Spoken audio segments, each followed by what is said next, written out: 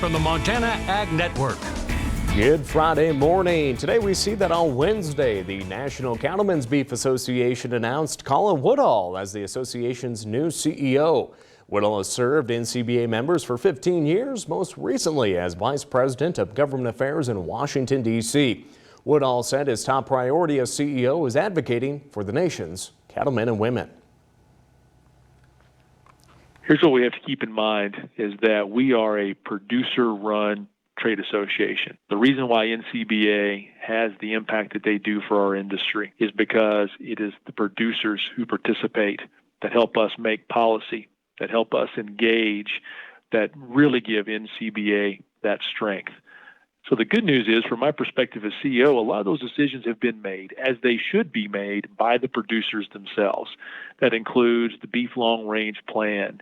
That includes the policy priorities that we're working on in Washington, D.C. That includes the input that the committees give to help develop the authorization request to the Beef Promotion Operating Committee on the checkup dollars that we compete for.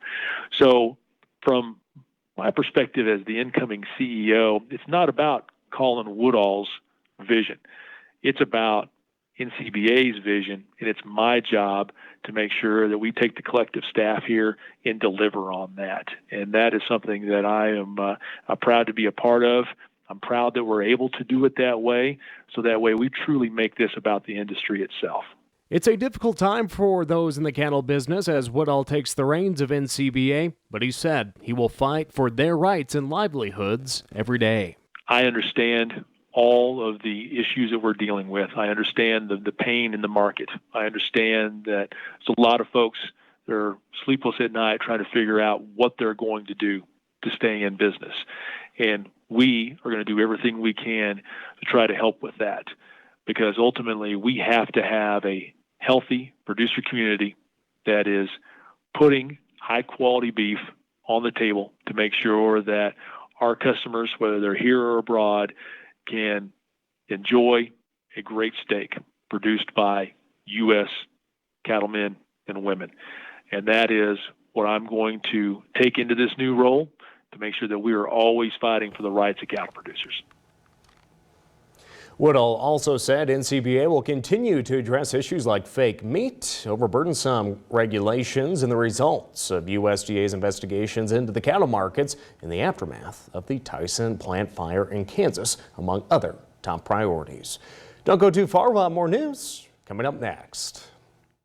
Get ready for fall with this exclusive Cooper Tire offer only from Tire-Rama. Buy a set of qualifying Cooper tires between September 9th and October 19th and receive up to a $100 rebate instantly. Choose from a wide selection of Cooper tires, including the Discoverer SRX, ST Max, STT Pro, and AT3 line, as well as a highly rated CS5. Roll into fall with a new set of Coopers and an extra $100 in your pocket. Visit your neighborhood Tire-Rama or TireRama.com today for more details.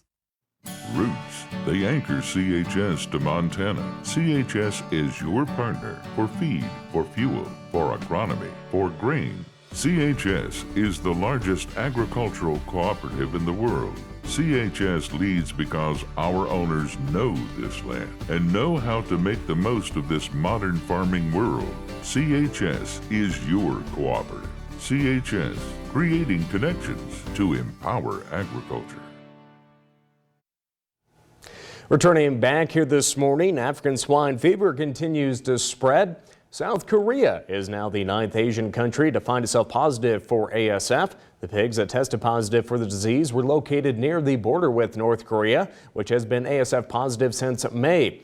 The government ordered a 48-hour standstill on all pig farms, slaughterhouses, and feed mills across the country to help prevent the disease from spreading further. South Korea has about 6,000 farms that produce more than 11 million pigs. The country doesn't import any pork products or live pigs from China due to the ASF inside China itself. South Korea mainly imports from the U.S. and Germany. Pork imports account for about a third of the country's total pork supply. Well, that's all the time we have for this morning. Have a great day.